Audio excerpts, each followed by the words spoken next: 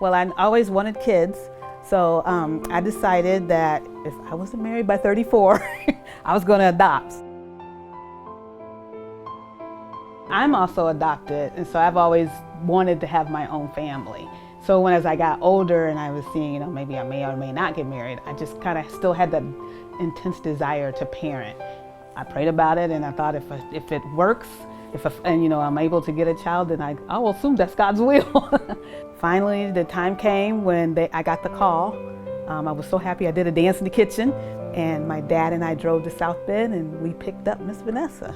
I remember when she first came home, like that first week, it was kind of like, I don't know, she's mine, but I just kind of didn't know how to feel. But the more I took care of her, and she relied on me for everything, that love just kind of grew.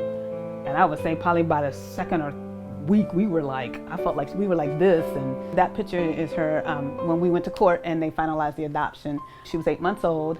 And when we went to court, I remember the judge said, he changed her name to Vanessa and said, "You're now part of the Aden family." And Vanessa stood up and went, "Yay!" So when I took her home, they asked me, the adoption agency asked me what name I wanted to give her, and I chose the name Vanessa Joy. On her paperwork, it has her previous name, also known as Vanessa Joy, but then when the adoption's finalized, her old name is gone and that person no longer exists, and now she's just Vanessa Joy. Now you're really legally part of my family because nobody can take you away from me. She is mine by all rights. Everything I own now comes to her. She's mine. That's the big thing, she's just mine. She belongs to our family. God knew that one day this little baby girl was gonna come to the world and she needed a mom, and he blessed me with the opportunity to do that. And we both love music and arts. It's little things that you're like, I think we were meant to be. We were meant to be a family. I think that we are really a close mother-daughter. She tells me a lot of stuff that I think she talks to me a lot. So, and I've always kind of fostered that, you can tell me anything. I might get mad, but I'll always love you. And I try to always impress upon her that no matter what, I always love you. You're a part of this family. Nobody can take that away from you. It's just been wonderful watching her grow from the baby all the way up to the young lady that she is now, a 16-year-old. She's got struggles as any teenager goes through. And these teen years are, something. There's something. I mean, I punish her and then I tell her, I love you. I'm not doing this to hurt you. I want you to grow up to be a responsible adult. And so sometimes I have to lay down the law and be the bad guy. But I wouldn't trade all this for the world. It's been wonderful.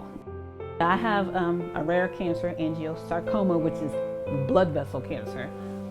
Been fighting it for 3 years, traveling back and forth to Houston, Texas for treatments. And the hardest thing, and I think the thing that Vanessa and I have been struggling with, is if God decides that I may not make it through this, you got to keep going.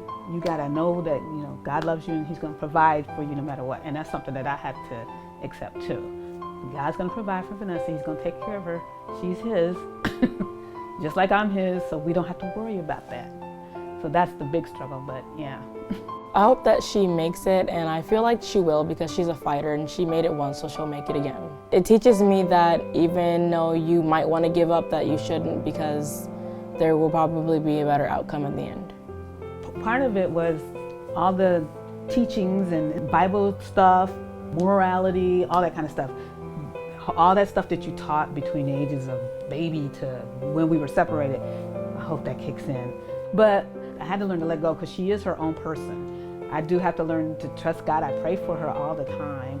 I see her passions. I hope that she can find a way to follow her passions. I want her to be successful and being able to have her own family one day, either by adoption or by birth. I just definitely hope she learns to follow Christ in a way that, combined with her passions, would just be a witness to the world about His love.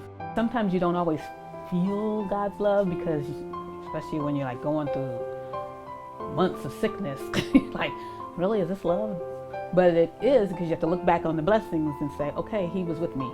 here, he provided money here to help pay for bills. He provided here. So, oh yeah, he's loving me and he's still with me.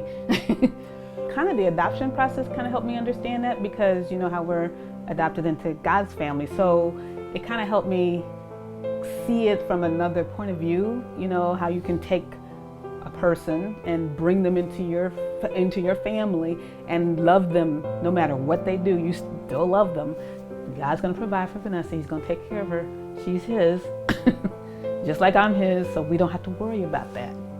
So it's just little glimmers that I see every once in a while, and I'm like, yep, we were meant to be. You were meant to be mine.